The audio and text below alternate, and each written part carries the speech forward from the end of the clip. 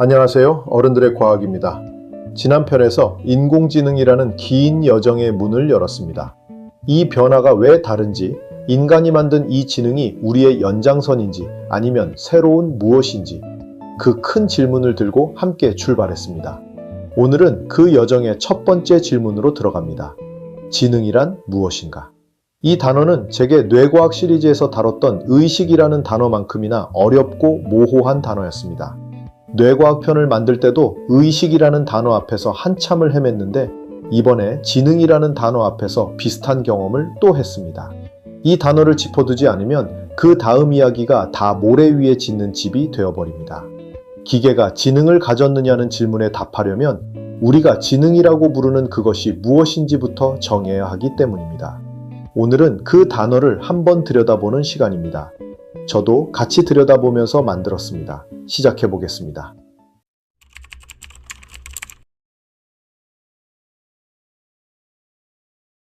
지능이 무엇이냐고 물으면 한 줄로 답이 잘 나오지 않습니다. 머릿속에 뭔가 떠오르긴 합니다. 똑똑한 사람의 모습, 학교 성적, 어려운 문제를 푸는 능력, 빠른 판단력. 그런데 이런 것들을 다 모아도 그게 정확히 지능이라는 한 단어로 묶이는지 확신이 서지 않습니다. 이상한 일입니다.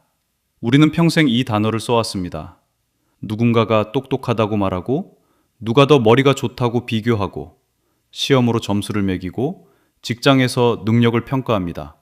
그런데 막상 그 단어가 무엇을 가리키는지 정의하려고 하면 손에 잡히지 않습니다. 이 막막함이 사실은 지능이라는 개념의 본질입니다. 지난 한 세기 넘게 사람들은 지능을 정의하려고 여러 시도를 해왔습니다. 가장 익숙한 시도가 IQ 테스트입니다. 20세기 초 한 심리학자가 학교에서 특별한 도움이 필요한 아이를 가려내기 위한 검사를 만들었습니다. 단어를 알아듣는지, 숫자를 다룰 수 있는지, 도형의 규칙을 찾아낼 수 있는지, 이 검사가 다른 연구자들의 손을 거치면서 점수를 하나의 수치로 표현하는 방식으로 정리되었고 학교 밖으로 퍼져나갔습니다. 한 사람을 IQ라는 숫자 하나로 표현하는 시대가 한동안 이어졌습니다. 그런데 이 방식에는 처음부터 한계가 있었습니다.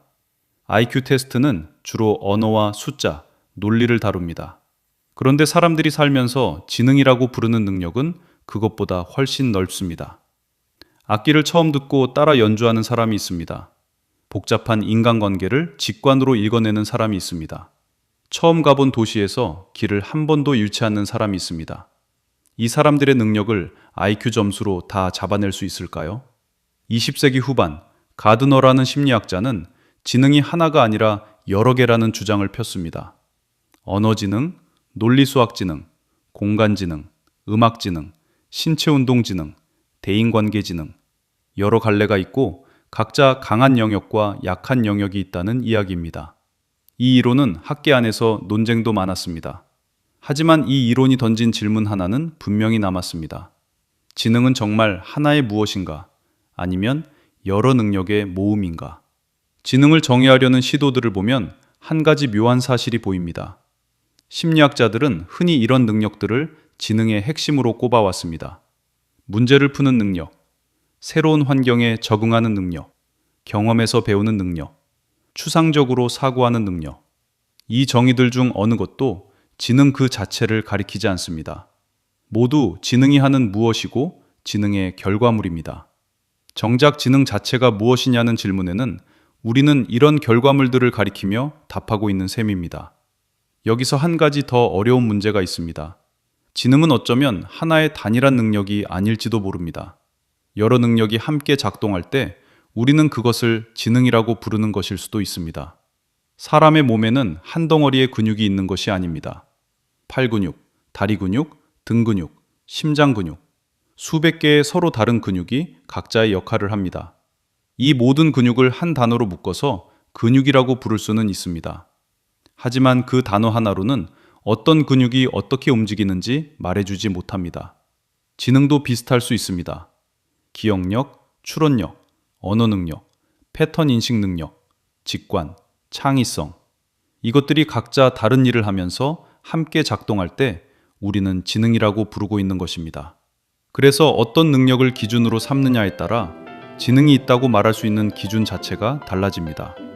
이 질문이 중요한 이유는 우리가 지금 기계를 두고 같은 질문을 해야 하기 때문입니다. 언어를 능숙하게 다루는 기계가 있습니다. 이미지를 정밀하게 분석하는 기계가 있습니다. 복잡한 게임에서 인간을 이긴 기계가 있습니다. 이 기계들의 지능이 있다고 말해도 되는 것일까요? 답은 우리가 지능이라는 단어를 어떻게 정의하느냐에 따라 달라집니다. 그래서 이 시리즈에서는 지능에 대해 한 줄짜리 정의를 들고 시작하지 않습니다. 이 기계가 무엇을 어떻게 하는지를 먼저 들여다보고 그 모습이 우리가 원래 알고 있던 지능과 어디까지 겹치고 어디서 갈라지는지를 보겠습니다. 그러기 위해 먼저 알아야 할 것이 있습니다. 기계의 지능을 이야기하기 전에 살아있는 것들의 지능을 한번 들여다볼 필요가 있습니다. 지능을 가진 것이 사람뿐이 아니라는 사실은 우리 모두 어느 정도 알고 있습니다. 개를 키워본 사람은 압니다. 개는 주인의 표정을 읽고 분위기를 살피고 어떤 행동을 하면 야단을 맞고 어떤 행동을 하면 칭찬을 받는지 학습합니다. 이건 단순한 본능이 아닙니다. 상황을 파악하고 결과를 예측하고 행동을 조절하는 일련의 과정입니다. 동물의 세계로 더 들어가 보면 더 놀라운 장면들이 있습니다. 까마귀는 도구를 사용합니다. 좁은 병 속의 먹이를 꺼내기 위해 작은 막대기를 부리로 가공해서 갈고리를 만들고 그 갈고리로 먹이를 끌어올립니다. 한 번만 그러는 것이 아니라 새로운 상황이 주어지면 그에 맞게 도구를 다시 설계합니다. 문어는 미로를 풉니다. 병뚜껑을 안에서 열고 카메라를 들이대면 카메라를 응시합니다.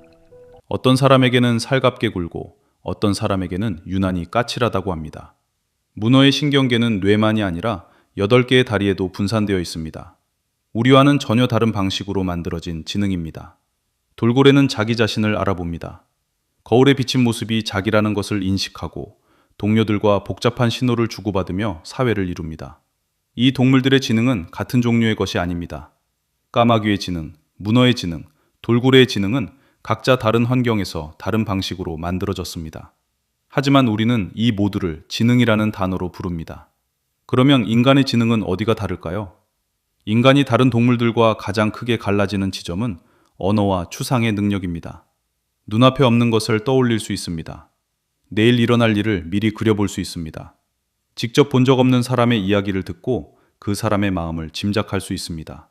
수천 년 전 사람의 글을 읽고 그 생각을 따라갈 수 있습니다. 이 능력 덕분에 인간은 시간과 공간을 뛰어넘는 협력을 만들었습니다. 도시를 짓고 국가를 이루고 과학을 쌓아 올렸습니다. 하지만 이 모든 지능, 인간의 것이든 동물의 것이든 한 가지 공통된 출발점이 있습니다. 이 모든 지능은 살아있는 뇌라는 생물학적 구조에서 나왔다는 점입니다. 수십억 년에 걸친 진화가 만들어낸 세포로 이루어진 기관, 그 안에서 지능이라는 현상이 발생했습니다. 그런데 지금 사정이 달라지고 있습니다. 뇌가 아닌 곳에서 지능과 비슷한 무언가가 나타나기 시작했습니다. 실리콘으로 만들어진 칩, 전기 신호와 수학으로 작동하는 기계, 세포도 없고 살아있지도 않고 진화를 거치지도 않은 무언가가 언어를 다루고 이미지를 분석하고 문제를 풀어냅니다. 이 기계의 작동 방식은 살아있는 뇌와 같지 않습니다. 뉴런 대신 숫자가 있고 시냅스 대신 가중치가 있습니다. 화학신호 대신 행렬 연산이 있습니다. 그런데도 결과만 놓고 보면 우리가 지능이라고 부르던 일들을 해냅니다. 여기서 한 가지 오래된 비유가 도움이 됩니다. 새는 날개를 펄럭여서 납니다. 근육과 깃털과 뼈로 이루어진 살아있는 비행입니다. 비행기는 엔진의 추진력으로 납니다. 금속과 연료와 공기역학으로 이루어진 만들어진 비행입니다. 두 비행은 작동 방식이 전혀 다릅니다. 하지만 결과는 같습니다.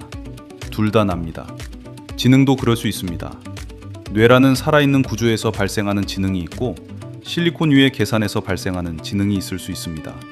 방식은 다르지만 결과는 비슷할 수 있습니다. 이런 시각을 학자들은 다중실현 가능성이라고 부릅니다. 같은 기능이 전혀 다른 재료와 다른 방식으로도 구현될 수 있다는 생각입니다. 이 시각이 옳다면 한 가지 큰 질문이 따라옵니다. 실리콘 위에서 작동하는 그 무언가를 우리는 지능이라고 불러야 할까요? 아니면 비슷해 보일 뿐 본질적으로 다른 무엇이라고 불러야 할까요?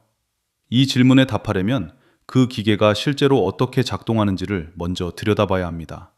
기계는 어떤 길을 따라 지금의 모습이 되었는지, 어떤 발상이 이 기계를 만들었고 어떤 발상이 한때는 막다른 길에 부딪혔는지. 그 길에는 두 갈래가 있었습니다. 크게 다른 두 가지 발상이 한 세기 가까이 서로 경쟁하며 지금의 인공지능을 만들어 왔습니다. 인공지능을 만들겠다는 생각이 처음 등장했을 때 사람들 앞에는 두 가지 큰 길이 놓여 있었습니다. 이 두 길은 지능을 무엇으로 보느냐에 대한 서로 다른 대답이었습니다. 첫 번째 길은 이렇게 말합니다. 지능이란 결국 규칙과 논리의 집합이다. 사람이 머릿속에서 어떤 규칙을 따라 판단하는지를 알아내고 그 규칙을 컴퓨터에 적어 놓으면 된다. 이 접근을 기호주의라고 부릅니다. 두 번째 길은 다른 방향에서 출발합니다. 지능은 뇌라는 물리적 구조에서 나왔다.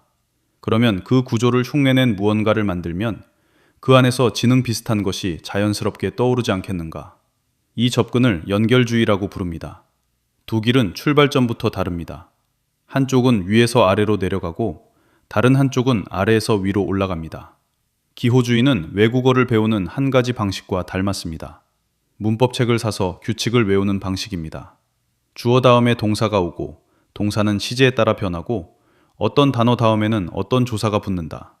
규칙을 충분히 많이 외우면 결국 그 언어를 쓸 수 있을 것이다. 이런 발상입니다. 초기의 인공지능 연구자들은 이 방식으로 사람의 사고를 흉내내려고 했습니다. 의사가 환자를 진단하는 과정을 분석해서 어떤 증상이 있을 때 어떤 병을 의심해야 하는지를 규칙으로 적었습니다. 변호사가 판례를 다루는 방식을 분석해서 어떤 조건에서 어떤 판단이 나오는지를 규칙으로 적었습니다.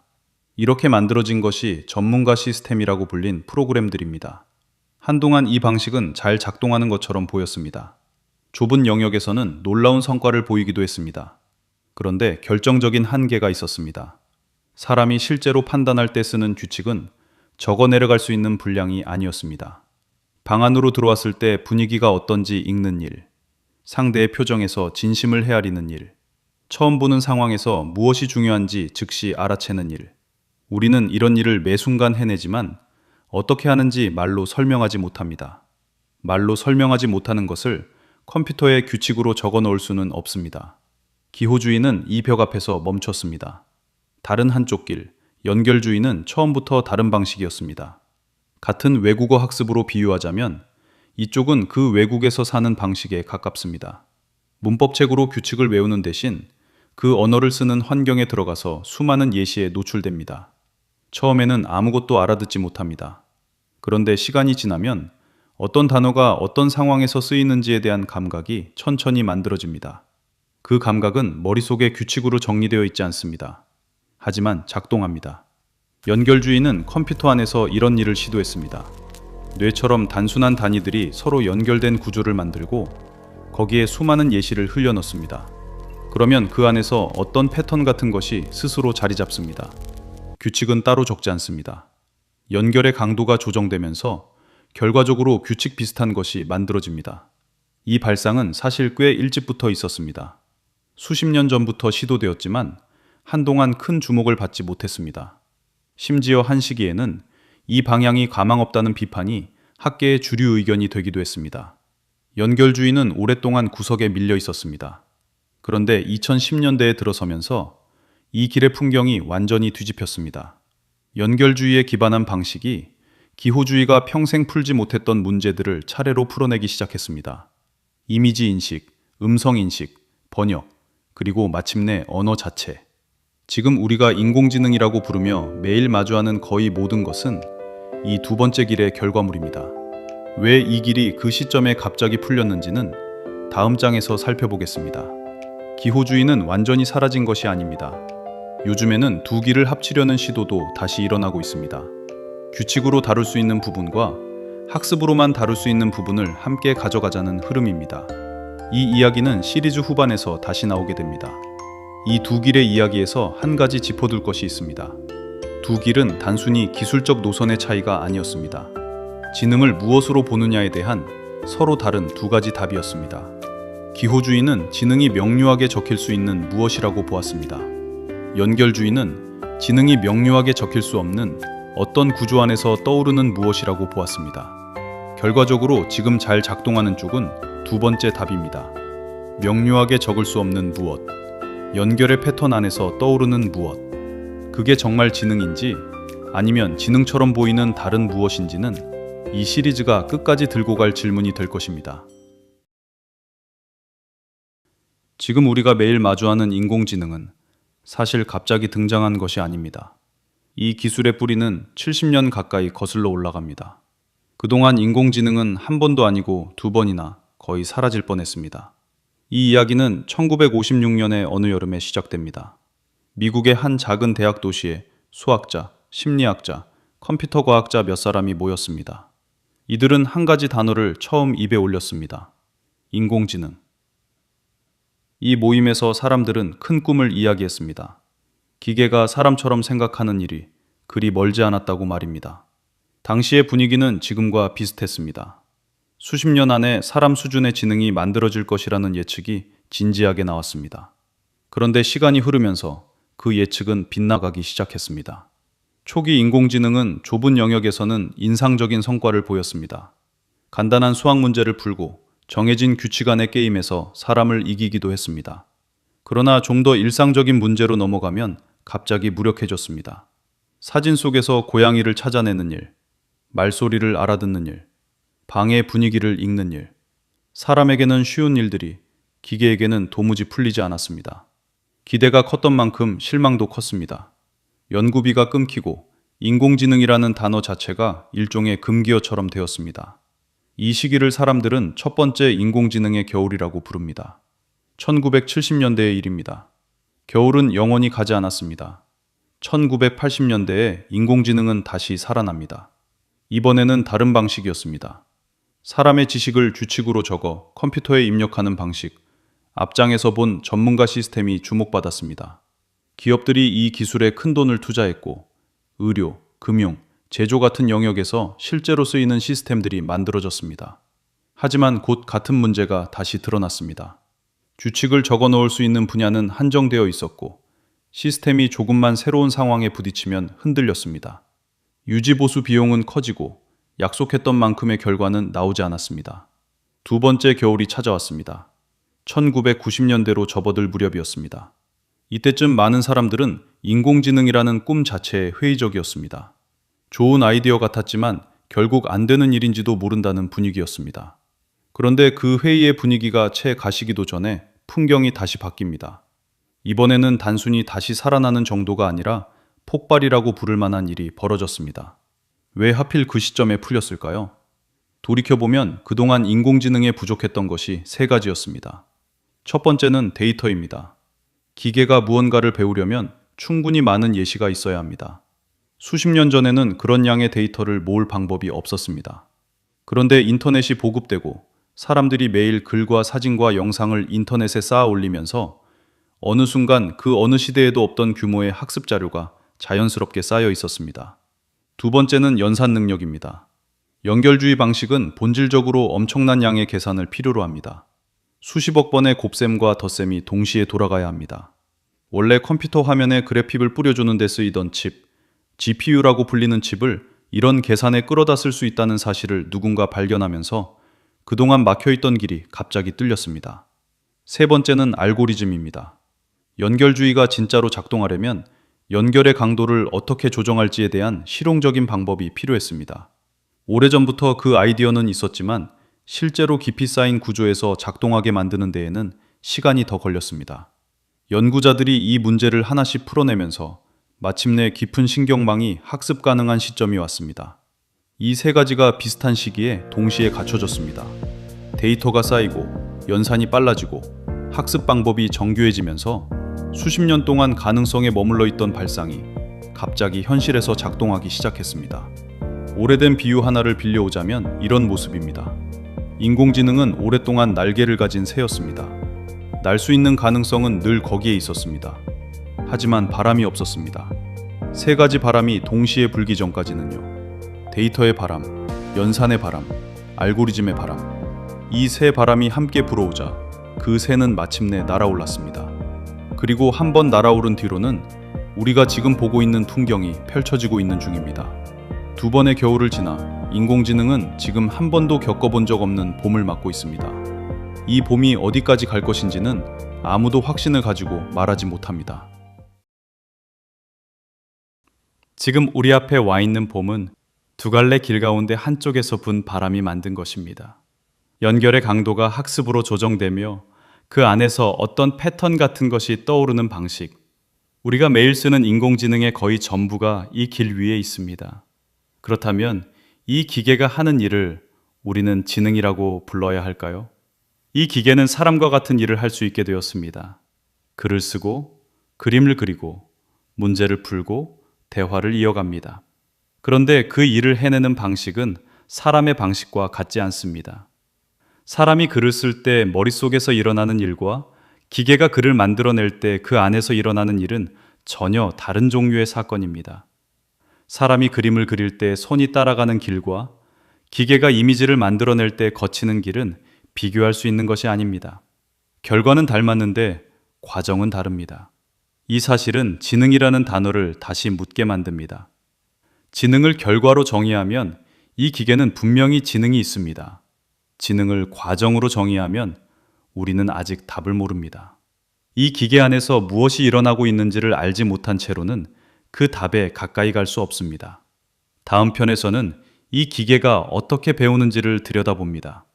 연결주의가 말하는 그 연결의 단위, 인공 뉴런이라고 불리는 것이 어떤 모양인지, 그것들이 어떻게 층층이 쌓여 신경망이 되는지, 그 신경망이 정답과 오답을 보면서 어떻게 스스로를 고쳐나가는지, 이 과정을 들여다보고 나면 기계가 배운다는 말의 의미가 조금 달라져서 다가올지도 모릅니다.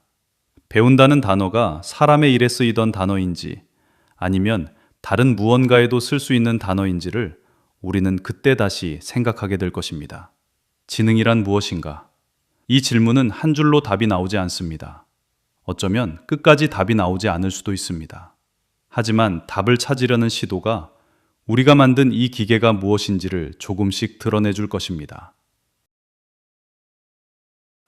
이번 편을 만들면서 한 가지 사실을 다시 확인했습니다. 지능이라는 단어 하나에 한 줄짜리 정의를 붙이는 건 어쩌면 영영 안 될 일일지도 모른다는 것입니다. 그래도 우리는 이 단어를 써야 합니다. 기계 앞에서 그게 지능을 가졌느냐는 질문을 해야 하기 때문입니다. 인공지능의 역사는 길고 복잡합니다. 70년에 걸친 두 번의 겨울이 있었고 두 갈래의 길이 서로 다른 답을 내놓았고 지금은 그중 한쪽 길의 결과물이 우리 앞에 와 있습니다. 이 모든 이야기를 따라가다 보면 결국 물어야 할 건 하나로 모입니다. 이 기계가 정말 배우는가? 이 기계가 정말 말하는가? 이 기계가 정말 보는가? 이 단어들은 원래 사람이 하는 일에 쓰던 단어들입니다. 그런데 우리는 지금 같은 단어를 기계에게도 쓰고 있습니다. 같은 단어를 쓰는 게 맞는지 아니면 비슷해 보이는 모습에 속아 단어를 빌려 쓰고 있는 것뿐인지 이건 저도 답을 가지고 있지 않습니다. 그래서 저는 다음 편부터 그 단어들을 하나씩 다시 보려고 합니다. 가장 먼저 짚어볼 단어는 배운다입니다. 기계가 배운다는 것이 정말 배우는 일인지 아니면 다른 무엇인지를 함께 살펴보겠습니다. 오늘은 여기까지입니다.